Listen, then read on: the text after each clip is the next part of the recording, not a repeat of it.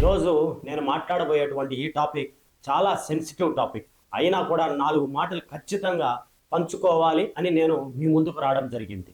ఒక హిందువుగా పుట్టి, ఒక హిందువుగా పెరిగి, ఒక హిందూ సాంప్రదాయాన్ని గౌరవించేటువంటి వ్యక్తిగా ఈ టాపిక్ మీద వీడియో చేస్తున్నందుకు సిగ్గుపడాల్సినటువంటి సందర్భం ఏర్పడింది. సాధారణంగా మానవ సంబంధాలతో విరక్తి చెంది సాటి సమాజంతో ఓర్చుకోలేక ఈ సమాజాన్ని వదిలేసి వెళ్ళినటువంటి వ్యక్తిని సన్యాసి అంటారు. అలా కాకుండా ఈ సమాజంలో వీడు పనికిరాడు, వీడు ఎవరికి ఉపయోగం లేనివాడు అని సమాజం తరిమేస్తే వాణ్ణి సన్యాసి అంటారు. ఈ వీడియో ఎవరి గురించో మీకు అందరికీ తెలుసు, ఎందుకంటే థంబ్నైల్ చూసి ఇక్కడికి వచ్చింటారు. తెలుగు రాష్ట్రాలలో ఒక సెన్సేషనల్ గా మారినటువంటి ఓ బుడ్డ పక్కిరి అఘోరి గురించి. అసలు అఘోరి అంటే ఎవరు, వారికి ఉండవలసినటువంటి లక్షణాలు ఏంటో తెలుసుకునేటువంటి ప్రయత్నం చేద్దాం. అఘోరి అంటే సాక్షాత్ ఆ శివస్వరూపంగానే భావిస్తారు హిందువులందరూ కూడా. అఘోరీలు చితాభస్మంలో నివసిస్తూ ఉంటారు. అంటే శరీర దహనం తర్వాత మిగిలిపోయినటువంటి బూడిదలో ఆ బూడిదను మొత్తం శరీరానికి పూసుకొని నివసిస్తూ ఉంటారు. ఆ చితాభస్మాన్ని పూసుకొని శ్మశానంలో తపస్సు చేస్తూ భయాన్ని జయించి శివస్వరూపాలుగా భావిస్తూ ఉంటారు అఘోరులు. అలాగే సంపద, కుటుంబం, బంధాలు, బాంధవ్యాలు, ప్రేమలు వీటన్నిటిని విసర్జించి వైరాగ్యంగా బ్రతుకుతూ అందరికీ ఆదర్శంగా ఉంటారు అఘోరులు. అలాగే తనువు, మనసు, బుద్ధిని, ఇంద్రియాలను నిగ్రహించుకొని భోగాలకు, మోహాలకు, కోపాలకు చాలా దూరంగా నివసిస్తూ ఉండేటువంటి అత్యంత శక్తివంతమైన వ్యక్తులు అఘోరులు.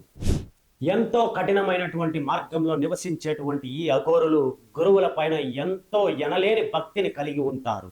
ఎట్టి పరిస్థితుల్లోనూ సామాన్య ప్రజలకు కీడు తలపెట్టకుండా నివసిస్తూ ఉంటారు. అలాంటి వారిని నిజమైన అఘోరులు అంటారు. కానీ నేడు ఓ నీచురాలు బూడిదని శరీరానికి పూసుకొని నికృష్టమైనటువంటి ఆలోచన తీరుతో హిందూ సమాజం మొత్తం తలదించుకునేలా చేసింది. నేను చెప్పిందే మాట, అది ఖచ్చితంగా చెల్లాలి అనేటువంటి భావనతో ఇలాంటి వారిని మన సమాజంలో లేకుండా తరిమి కొట్టకపోతే ఖచ్చితంగా ఇతరుల ముందు, ఇతర దేశాల ముందు మన సంప్రదాయం ఖచ్చితంగా తలదించుకోవాల్సిందే.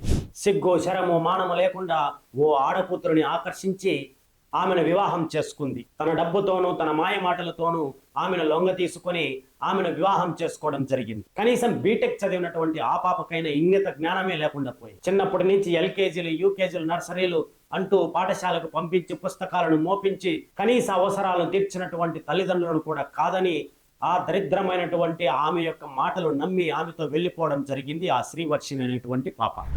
ఒక పక్క తల్లిదండ్రులు బోరుమంటున్నా కూడా వినిపించుకోలేదు. సమాజం అంతా హోరుమంటూ వేలెత్తి చూపిస్తున్నా కూడా లెక్క చేయలేదు. సిగ్గు శరాన్ని వదిలి ఆమె యొక్క మాయ మాటలు లొంగిపోయింది. ఏదో చిన్నపిల్లలే అంటే చాక్లెట్లు, బిస్కెట్లు ఇచ్చి ఆకర్షిస్తారు. ఇంత వయసు వచ్చాక కూడా అలాంటి వాటికి ఆకర్షితురాలు అయ్యింది అంటే ఎంత అజ్ఞాని ఆమె అని మనకు అర్థమవుతోంది. నేను ఆడ అఘోరిని అని చెప్పి ఎన్నో ఘోరాలకు తలపెట్టింది ఆమె.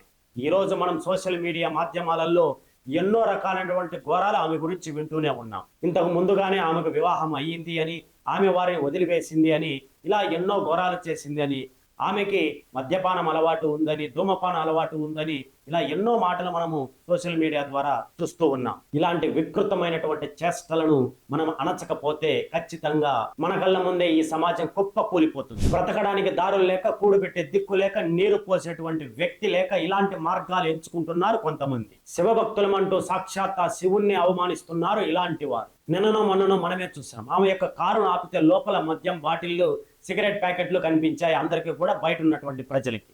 మీ ఇంట్లో డబ్బును, ధాన్యాన్ని కురిపిస్తాం, సంపదను మెరిపిస్తాం అంటూ మోసం చేసేటువంటి ఇలాంటి కేటుగాలను ఖచ్చితంగా ఎరగ తీయాల్సిందే. సమాజంలో ఇలాంటి ఆకృత్యాలను గమనించినటువంటి ప్రభుత్వాలు సమయాన్ని వృధా చేయకునేటువంటి వారిని లోపలేసి వారికి తెలిసినటువంటి కఠినమైన పద్ధతులను వారు అవలంబించినట్లయితే రోజు రోజుకి ఇలాంటి ముసుగు దొంగలు ఎక్కువ కాకుండా ఉంటారు అని నా భావన. మాటల్లో నీతి ఉండదు, ప్రవర్తనలో రీతి ఉండదు, రోజు రోజు ఖ్యాతిని మాత్రం పెంచుకుంటూ ఉంటారు ఇలాంటి మోసపూరితమైనటువంటి దొంగలు. అఘోరి అంటే చాలా ఉన్నతమైనటువంటి పదం, సాక్షాత్ శివస్వరూపం అని. మరి ఇలాంటి వారికి ఖచ్చితంగా గోరి కట్టాల్సిందే నేటి సమాజం. ఒళ్ళు గౌరు పుడిచేటువంటి ఈ సంఘటన చూసిన తర్వాత మన పిల్లలు ఏమైపోతారు అనేటువంటి భయపడ్డ ఇలాంటి కొంతమంది మన సంప్రదాయాన్ని నీచమైనటువంటి స్థితికి లాగి పడేస్తుంటే మనందరం చూస్తూ ఊరకుండకూడదు. ఇలాంటి ఓ దౌర్భాగ్యురాలైనటువంటి ఆమె గురించి మీరు ఖచ్చితంగా ఓ కామెంట్ రాసి తీరాల్సింది. అది ఖచ్చితంగా బూతులు లేని కామెంట్ అవ్వాల్సింది. తొందరలోనే ఆమెను కటకటాల నెట్టేసి తగిన శిక్షణ ఆమెకు విధిస్తారు ప్రభుత్వాల వారు అని భావిస్తూ